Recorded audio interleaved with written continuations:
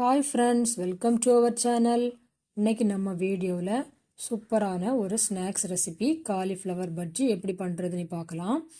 இப்போ பஜ்ஜி செய்கிறதுக்கு காலிஃப்ளவர் எடுத்து இந்த மாதிரி குட்டியாக கட் பண்ணி கொஞ்சம் மஞ்சள் தூள் உப்பு போட்டு ஒரு வாட்டி கொதிக்கிற தண்ணியில் போட்டு வாஷ் பண்ணி எடுத்து வச்சுக்கலாம். இப்போ இதில் ஒரு கப் மிக்சடு கடலை மாவு எடுத்து இந்த மாதிரி கட்டி இல்லாமல் இந்த மாதிரி பாத்தில் கரைச்சி எடுத்து வச்சுக்கோங்க.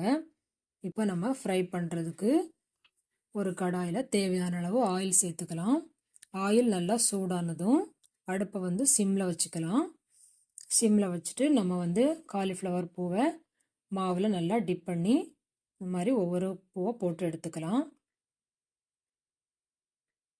பாருங்கள், இந்த மாதிரி சிம்மில் வச்சு போட்டிங்கன்னா நமக்கு எல்லா பூவும் ஒரே மாதிரி வெந்து வரும். இல்லை அப்படின்னா ஒவ்வொன்றும் வித்தியாசமாக வெந்து வரும். ஸோ அதுக்காக சிம்மில் வச்சே நம்ம ஒவ்வொன்றா போட்டு எடுத்துக்கலாம். பாருங்கள், நம்ம இது காலிஃப்ளவரில் மட்டும் இல்லை, உருளைக்கிழங்கு, வாழைக்காய், இந்த மாதிரி எல்லா காய்கள்லையும் போட்டு எடுத்துக்கலாம். ரொம்ப சூப்பராக இருக்கும்.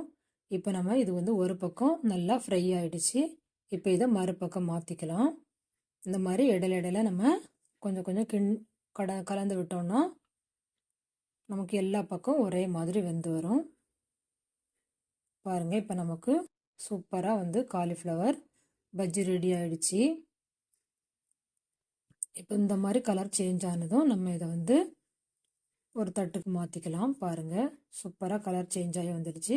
இப்போ இந்த டைமில் நம்ம இதை ஒரு தட்டுக்கு மாற்றிக்கலாம். சூப்பரான நமக்கு காலிஃப்ளவர் பஜ்ஜி ரெடி ஆகிடுச்சு. இந்த மாதிரி நீங்களும் செஞ்சு பாருங்கள்.